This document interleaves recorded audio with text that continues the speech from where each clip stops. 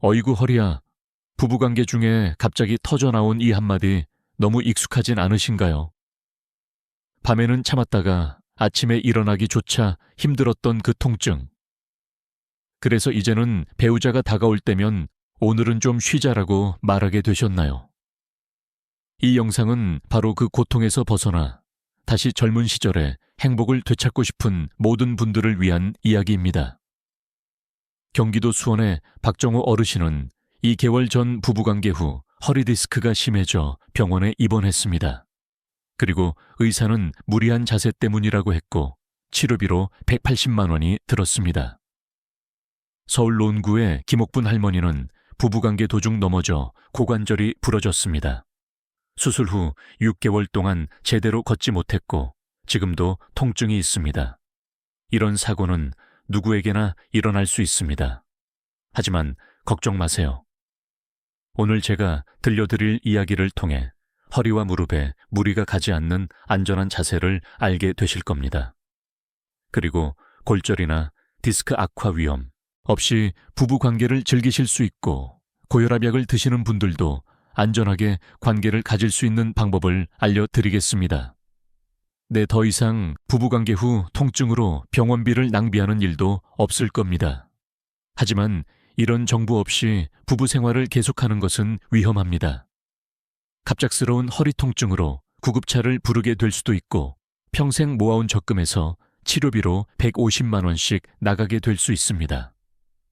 네, 화면 아래 작은 종 모양을 누르고 구독을 해주시는 순간 마치 찬물에 오래 담가둔 허리 통증이 씻겨 내려가듯 당신의 건강 고민도 하나씩 해결될 것입니다. 그리고 오랜 3월 함께한 배우자의 손을 다시 잡는 설렘, 그 모든 기쁨이 여러분을 기다리고 있습니다. 자, 이제부터 안전하고 행복한 노년의 부부 생활을 위한 중요한 비밀들을 함께 알아보겠습니다. 제주도 신혼여행 이후 처음으로 가기로 한 여행이었는데 수원의 박정호 어르신은 말을 잊지 못했습니다.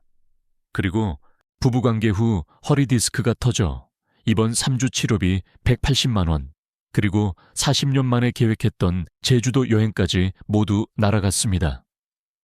네, 이런 경험 혹시 여러분도 있으신가요? 젊었을 때처럼 부부관계를 가졌다가 다음 날 허리나 무릎이 아파서 진통제를 먹어야 했던 경험 말입니다. 우리의 첫 번째 주의 사항입니다.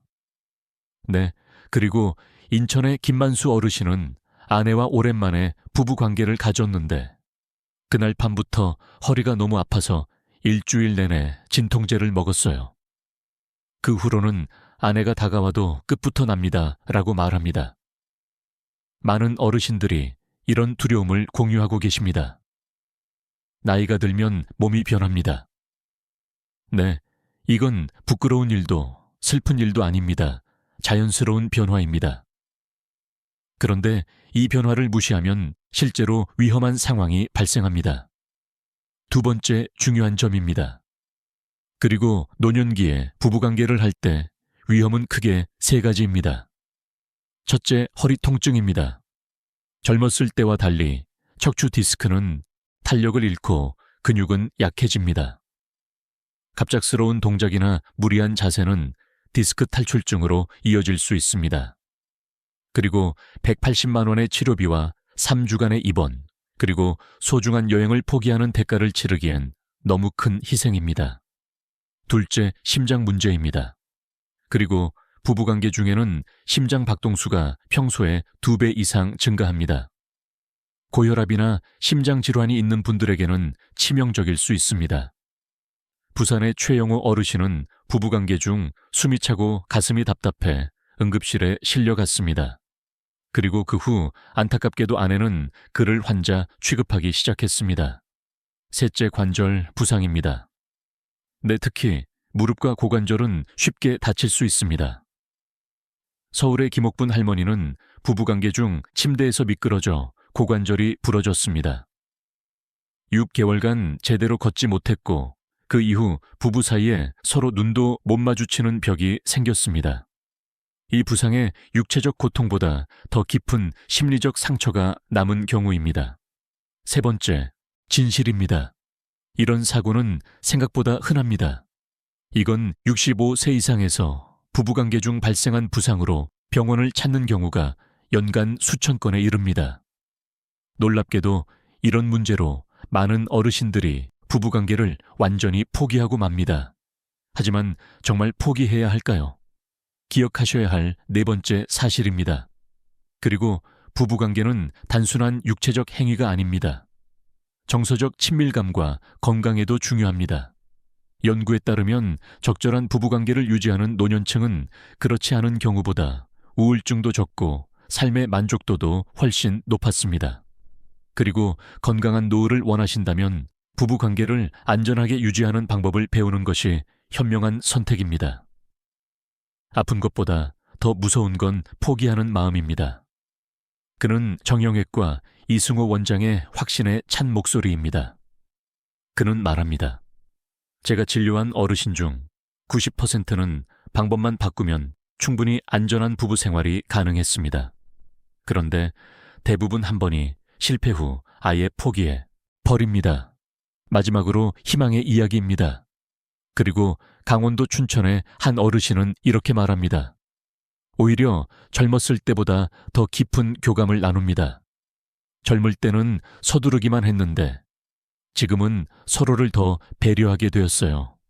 특히 아내가 더 만족감을 느낀다고 합니다. 그리고 이 말에서 우리는 노년의 부부관계가 오히려 더 깊고 만족스러울 수 있다는 희망을 발견합니다. 중요한 결론입니다. 젊었을 때처럼 무리하게 부부관계를 가지면 큰일 납니다.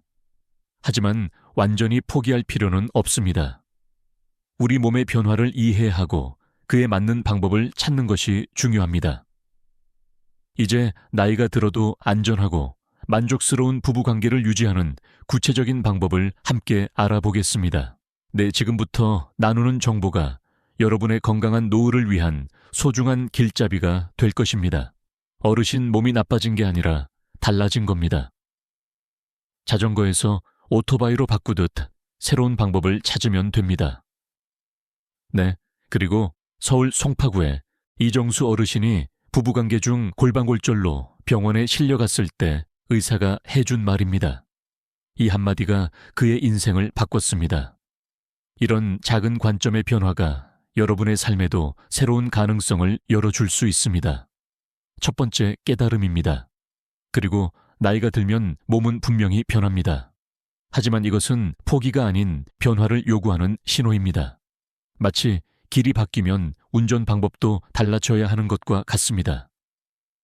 많은 어르신들이 이런 변화에 당황하지만 사실 이는 인생의 새로운 장을 여는 기회이기도 합니다. 노년기 몸의 변화, 구체적으로 어떤 것들이 있는지 함께 살펴보겠습니다. 두 번째 이해해야 할 부분입니다. 그리고 근육은 약 30% 줄어듭니다. 그래서 오래 한 자세를 유지하기 어렵고 쉽게 피로해집니다. 하지만 이것이 포기해야 할 이유는 절대 아닙니다. 누워서 편안한 자세를 취하면 충분히 즐길 수 있습니다. 새로운 자세에 적응하는 것은 생각보다 훨씬 쉽습니다. 세 번째로 알아야 할 변화입니다. 뼈는 더 약해집니다. 그리고 특히 여성은 폐경 후 골절 위험이 높아집니다. 그렇다고 위험을 피해 그저 음치로 들어야 할까요? 전혀 그렇지 않습니다. 부드러운 침대나 쿠션을 활용하면 안전하게 즐길 수 있습니다. 네, 이런 작은 준비가 큰 차이를 만듭니다. 네 번째 중요한 사실입니다. 심장은 예전보다 천천히 뛰길 원합니다. 갑자기 격렬하게 움직이면 부담이 됩니다. 네, 하지만 이것도 충분히 해결 가능한 문제입니다. 천천히 시작해서 자신의 페이스를 유지하면 오히려 건강에 좋은 영향을 줍니다. 그리고 많은 전문가들이 적절한 성생활이 심장 건강에도 도움이 된다고 말합니다. 다섯 번째 변화 포인트입니다. 그리고 호르몬은 줄어듭니다. 반응 속도가 느려질 수 있습니다. 하지만 이것이 꼭 나쁜 것만은 아닙니다.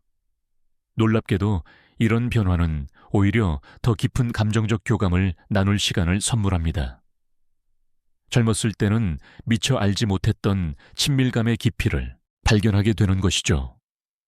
젊을 때는 100m 달리기 같았다면 지금은 마라톤 같아요. 천천히 가지만 더 깊게 즐깁니다. 78세 김영수 어르신의 명언입니다. 이 말은 노년의 부부관계가 젊은 시절과 다르지만 오히려 만족도는 더 높아질 수 있다는 깊은 통찰을 담고 있습니다. 네, 여러분도 이런 새로운 관점으로 노년의 관계를 바라보신다면 어떨까요? 6번째로 놀라운 사실을 알려드립니다. 네, 노년기에 적절한 부부관계를 유지하는 것이 수명 연장에도 도움이 된다는 연구 결과가 있습니다. 전기적인 부부관계를 가진 어르신들은 그렇지 않은 분들보다 평균 삶에서 5년 더 오래 사셨다는 사실. 이는 단순한 우연이 아니라 부부관계가 신체적, 정서적 건강에 실제로 기여하기 때문입니다. 마지막으로 꼭 기억하셔야 할 진실입니다. 내 나이가 들면 우리 몸도 편안한 방식으로 사랑하는 법을 배웁니다. 방법만 달라질 뿐이지 못하는 게 아닙니다. 지금까지 노년의 신체, 변화와 그것이 부부관계에 미치는 영향에 대해 알아봤습니다.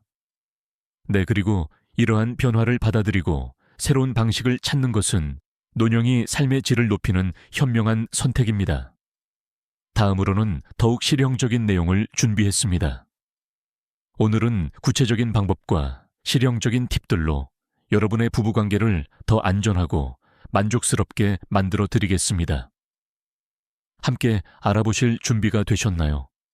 침대에서만 사랑을 나눌 수 있다고 생각하셨나요? 그렇다면 큰 오해입니다. 내 노년기 부부관계의 첫 번째 비밀은 바로 장소와 자세입니다. 젊었을 때처럼 할 필요가 없습니다. 그리고 오히려 새로운 공간과 편안한 자세가 훨씬 안전하고 만족스러울 수 있습니다. 많은 어르신들이 익숙한 방식만 고집하다가 불편함과 부상을 경험하게 됩니다. 그리고 경기도 분당에 사는 한 어르신은 침대보다 거실 소파가 더 편안했습니다. 허리에 부담도 적고 넘어질 위험도 없었죠. 라며 놀라운 경험을 전했습니다. 이런 작은 발견이 부부, 생활의 질을 크게 향상시키는 경우가 많습니다. 이제 첫 번째 추천 장소입니다. 그리고 거실 소파는 노년이 부부관계의 가장 이상적인 장소입니다. 푹신하면서도 안정감이 있고 높이도 적당해 관절에 부담이 적기 때문입니다. 그리고 의외로 많은 어르신들이 이 간단한 방법을 시도한 후 만족감을 표현하십니다. 소파 가장 자리에 앉아서 서로 마주보고 포옹하는 것부터 시작하세요. 그리고 한 분이 소파에 비스듬히 누우면 자연스럽게 이어질 수 있습니다. 네, 이 방법은 특히 허리나 무릎에 통증이 있는 분들에게 효과적입니다. 두 번째로 추천할 장소입니다. 네, 그리고 침실 의자도 훌륭한 선택입니다. 특히 팔걸이가 있는 안락 의자는 안전감이 뛰어납니다. 의자가 주는 지지력은 관절의 부담을 크게 줄여줍니다. 의자에 한 분이 앉고 다른 분이 위에 앉는 자세는 허리와 무릎에 부담이 적고 안정적입니다. 그리고 특히 심장 질환이 있는 분들에게 적합합니다. 의자에 팔걸이는 균형을 잡는데 도움이 되어 넘어질 위험도 크게 줄어듭니다. 세 번째 팁은 침대 사용법에 관한 것입니다. 침대를 이용할 때는 새로운 방법이 필요합니다. 그리고 예전처럼 한 분이 위에서 체중을 실어 움직이는 방식은 관절과 허리에 무리가 옵니다. 더 안전한 방법이 있을까요? 누워서 나란히 옆으로 누운 자세가 가장 안전합니다. 허리, 고관절, 무릎 모두의 부담이 적고 심장에도 무리가 없습니다. 이 자세는 부담이 적으면서도 친밀감을 높일 수 있는 최적의 방법입니다. 어떤 공간을 선택하든 꼭 지켜야 할 안전 수칙이 있습니다. 네, 이제 그 중요한 원칙들을 알려드리겠습니다. 네 번째, 중요한 경고입니다. 미끄러운 장소는 절대 금물입니다. 욕실이나 타일 바닥은 매우 위험합니다. 통계에 따르면 노년층 부부 관계 중 사고의 35%가 욕실에서 발생합니다. 네, 그리고 물기가 있는 곳은 골절 위험이 3배 넘습니다. 절대 피하세요. 이 단순한 원칙만 지켜도 많은 사고를 예방할 수 있습니다. 5번째, 안전 포인트입니다. 자, 부드러운 쿠션이나 베개를 활용하세요. 관절이 약해진 노년기에는 딱딱한 표면보다 부드러운 쿠션이 중요합니다. 허리나 무릎 아래에 작은 베개 1만 받쳐도 통증이 절반으로 줄어듭니다. 이런 작은 준비가 편안함과 안전을 크게 높여줍니다. 6번째 조언입니다. 그리고 갑작스러운 움직임은 피하세요. 근육과 관절에 무리가 가지 않도록 천천히 움직이는 것이 중요합니다. 빠르게가 아니라 깊게 느끼는 것이 핵심입니다. 이 말은 단순한 조언이 아니라 논영이 부부관계의 본질을 담고 있습니다. 그리고 속도보다는 깊이 양보다는 질에 집중하는 것이 만족도를 높이는 비결입니다. 마지막 7번째, 안전 수칙입니다. 항상 안정적인 지지대를 확보하세요. 넘어지거나 미끄러질 위험을 줄이려면 손으로 잡을 수 있는 지지대가 필요합니다. 소파 팔걸이나 침대 헤드보드처럼 단단한 지지대가 있으면 안전합니다. 이런 작은, 주의가 큰 사고를 예방합니다. 그리고 특별한 조언을 하나 더 드립니다. 노년기에는 스킨십의 범위를 넓게 생각하는 것이 중요합니다. 완전한 성관계만이 친밀감의 전부가 아닙니다. 손잡기, 안마하기, 포옹하기만으로도 충분히 행복했습니다. 젊었을 때는 이런 작은 스킨십의 소중함을 몰랐죠. 인천의 한 할머니는 건강 문제로 기존 방식의 부부관계가 어려워지자 다른 방식의 스킨십을 통해 오히려 더 깊은 친밀감을 발견했다고 합니다. 이런 경험은 많은 어르신들께 새로운 가능성을 보여줍니다.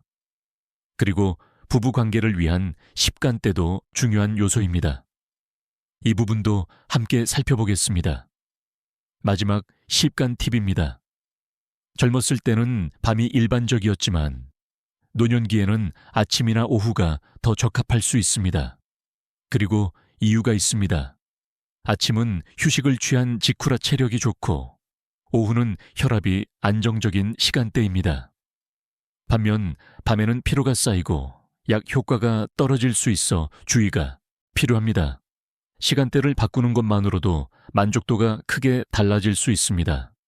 그리고 이러한 작은 변화들이 큰 차이를 만듭니다. 적절한 장소와 자세를 선택하는 것만으로도 부상 위험은 크게 줄고 만족도는 높아집니다. 간단하지만 효과적인 방법들입니다. 이제 또 다른 중요한 주제로 넘어가겠습니다. 약물과 음식에 관한 정보를 나누려 합니다. 그리고 특히 절대 몰래 드시면 안 되는 약에 대한 이야기는 여러분의 안전을 위해 꼭 알아두셔야 할 내용입니다. 약에 대한 첫 번째 주의 사항입니다. 발기부전 약물을 복용하실 때 평소 드시는 약이 있으면 반드시 주의해야 합니다. 네, 대표적으로 심장약이나 혈압약, 전립선, 약당뇨약과 함께 먹으면 위험할 수 있습니다. 네, 왜냐하면 이런 약과 발기부전 약물이 함께 작용하면 혈압이 급격히 떨어져 심장에 무리가 갈 수 있기 때문입니다. 서울 마포구의 김철수 어르신은 아내 몰래 비아그라를 복용했다가 가슴 통증으로 응급실에 실려갔습니다. 알고 보면 이런 사례가 생각보다 많습니다. 그리고 약은 언제 먹느냐도 중요합니다. 비약을 하는 식사 한 10간 전에 시알리스는 식사와 상관없이 10간 전에 먹는 것이 효과적입니다. 그리고 특히 기름진 음식과 함께 먹으면 약효가 늦게 나타날 수 있으니 유의하세요. 마지막으로 인터넷이나 약국에서 몰래 약을 구매하는 것은 절대 피하셔야 합니다. 가장 좋은 방법은 의사에게 복용 중인 모든 약을 보여드리고 상담을 받은 뒤 적절한 처방을 받는 것입니다. 이 과정이 불편할 수 있지만 가장 안전한 방법입니다. 이제 부부 생활에 좋은 음식과 나쁜 음식에 대해 알아보겠습니다. 어떤 음식이 시니어 성기능을 개선하고 어떤 음식은 피해야 할까요? 음식도 중요합니다. 네, 오늘은 관계 전에 피해야 할 대표적인 음식 3가지만 알려드리겠습니다.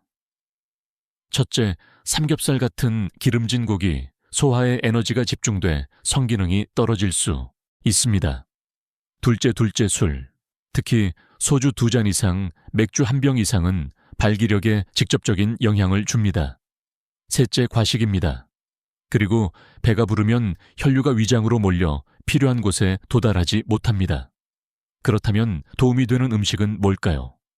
등 푸른 생선 견과류, 마늘 양파 녹색 채소, 충분한 수분 섭취, 이 5가지만 기억해 두셔도 충분합니다. 식사 식습관 때도 중요합니다.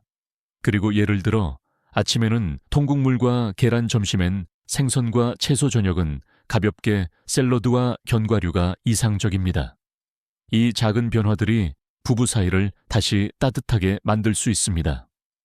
네, 다음으로 노년기 부부간 소통 방법에 대해 알아보겠습니다.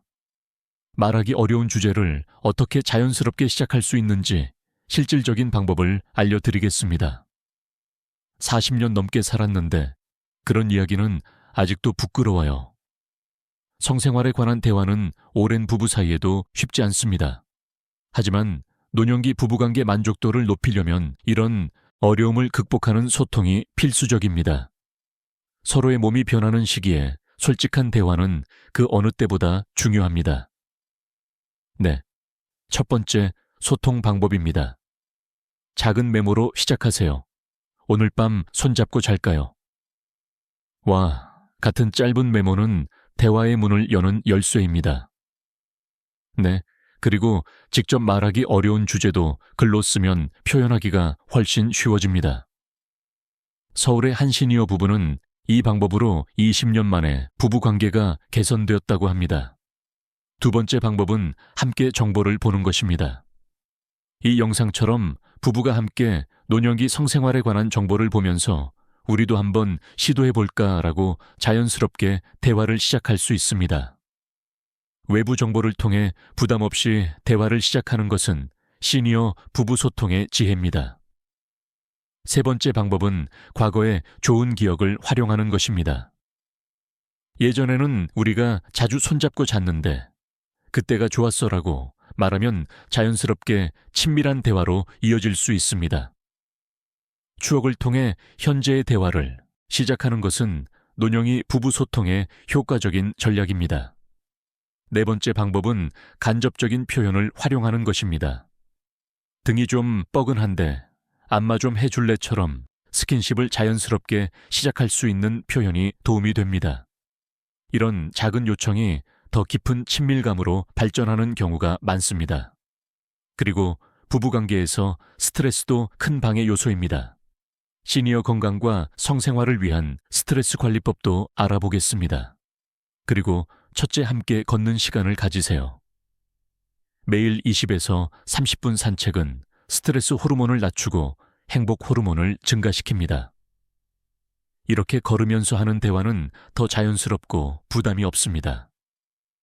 노년기 부부관계 개선의 가장 효과적인 방법 중 하나입니다.